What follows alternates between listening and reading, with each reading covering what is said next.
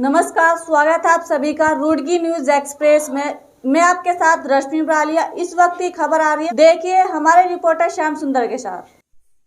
देवभूमि पत्रकार यूनियन लड़ेगी पत्रकारों की लड़ाई। वहीं बात करते हैं आज की खबर की। लक्सर शुगर मिल के गेस्ट हाउस में पत्रकारों की एक बैठक हुई, जिसमें मान्यता प्राप्त पत्रकार आफ्ताब खान ने कहा कि आज पत्रकारों के खिलाफ फर्जी मुकदमे व उनके उत्पीड़न की बात किसी भी पत्रकार से छिपी नहीं है। उत्तराखंड में अनेकों पत्रकार संगठन है जो केवल कागजों में ही कार्य कर रहे हैं। प्रदेश में ऐसा कोई भी संगठन नहीं है जो धरातल पर उतरकर पत्रकारों के हितों व हकों की लड़ाई लड़ने के लिए आगे आता है। सभी पत्रकारों की सहमति पर देवभूमि पत्रकार यूनियन का गठन करते हुए जल्द से जल्द संगठन का रजिस्ट्रेशन कराने की चर्चा हुई। वहीं पत्रकार सूरज वर्मा ने कहा कि एक समय था जब पत्रकारिता एक मिशन हुआ करती थी, जिसमें पत्रकार बेरोक टोक व बेखौफ अपना कार्य करता था, मगर आज ऐसे हालात हैं कि पत्रकार स्वतंत्रता से अपना कार्य करने से डरता है।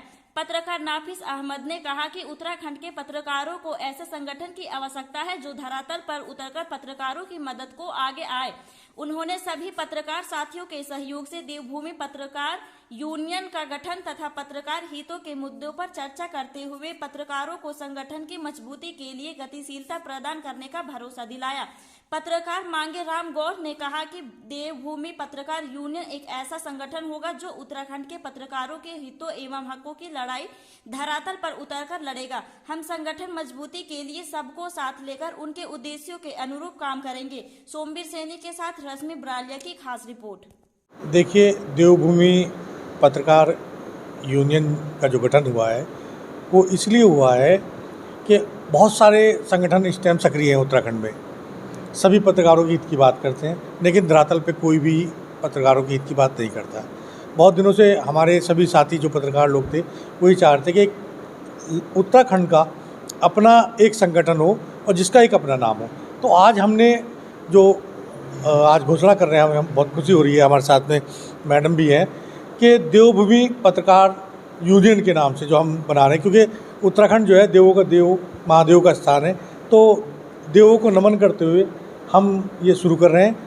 और देवभूमि उत्तराखंड यूनियन का जो आज हमने गठन किया है, इसमें पत्रकारों के हित की लड़ाई लड़ी जाएगी और जो पत्रकारों के लिए जो सुविधाएं सरकार द्वारा मिलती हैं वो सब दिलाने का हम लोग प्रयास करेंगे। देखिए, मैं आपको बता दूं, पत्रकारों के ऊपर अगर कोई मुसीबत आती है उसके लिए ज़िले में जिला स्तरीय समिति होती है, जिसमें जिलाधिकारी महोदय अध्यक्ष होते हैं और जो वरिष्ठ पुलिस अधीक्षक होते हैं वो सचिव होते हैं और जो हमारे सूचना अधिकारी होते हैं वो उसमें सदस्य होते हैं। बाकी 3 और सदस्य होते हैं, वो लोग भी हैं।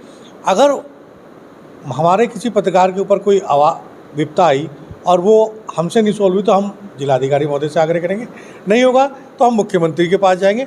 नहीं होगा तो हम प्रेस परिषद में भी उसकी बात उठाएंगे और अगर वहाँ भी बात नहीं बनी तो प्रधानमंत्री कार्यालय तक हम जाएंगे। लेकिन अब पीड़ित होना चाहिए पत्रकार, उसे हम इंसाफ दिला के रहेंगे। सर, मैं जो देवभूमि पत्रकार यूनियन से जो जुड़ेंगे उनसे मैं एक विनम्र निवेदन करना चाहूँगा हाथ जोड़ के, कि हमें किसी भी पत्रकार से कोई पैसा नहीं चाहिए। हमारा संगठन भविष्य में, अब से लेके भविष्य में, कभी किसी के पत्रकार से कोई पैसे की मांग नहीं करेगा।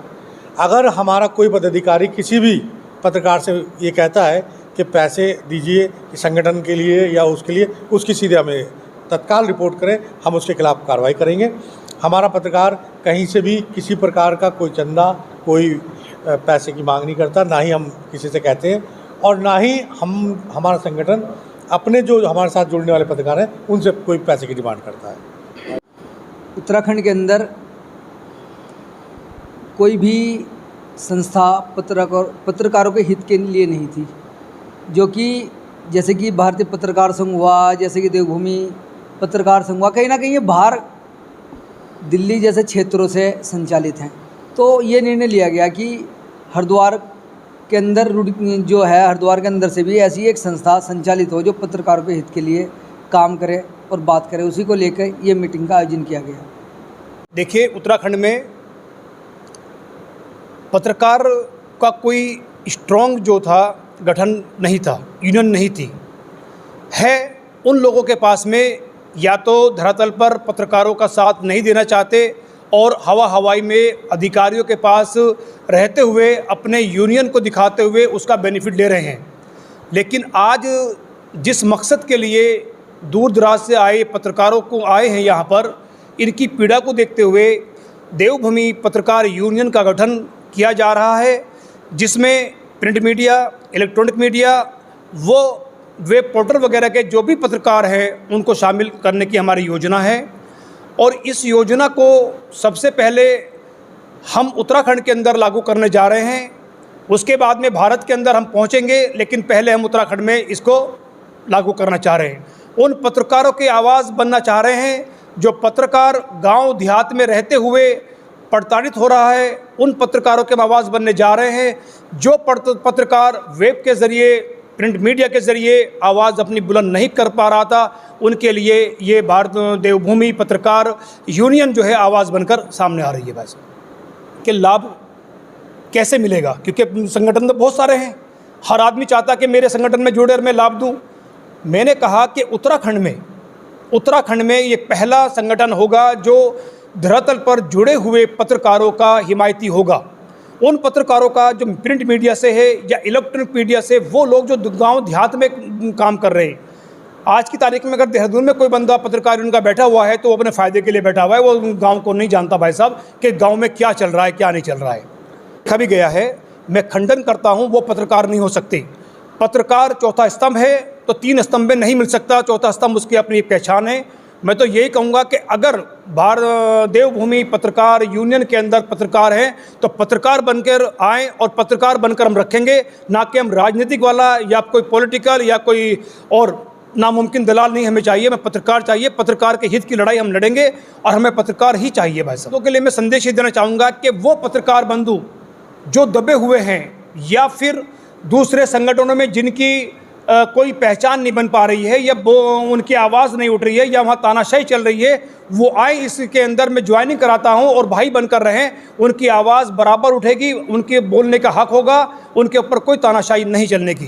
का एक सिस्टम होता है भाई साहब, उसके अपने लॉ है, टर्म्स कंडीशन होती है, उसी के आधार पे पत्रकार को पत्रकार कहा जाता है। अगर एक आदमी एक माइक उठाकर चल दे और उगाही करने चले जाए, आप उसे भाई साहब कोई पत्रकार नहीं कह सकते, ना हमारी ज़ुबान में ना किसी की ज़ुबान में।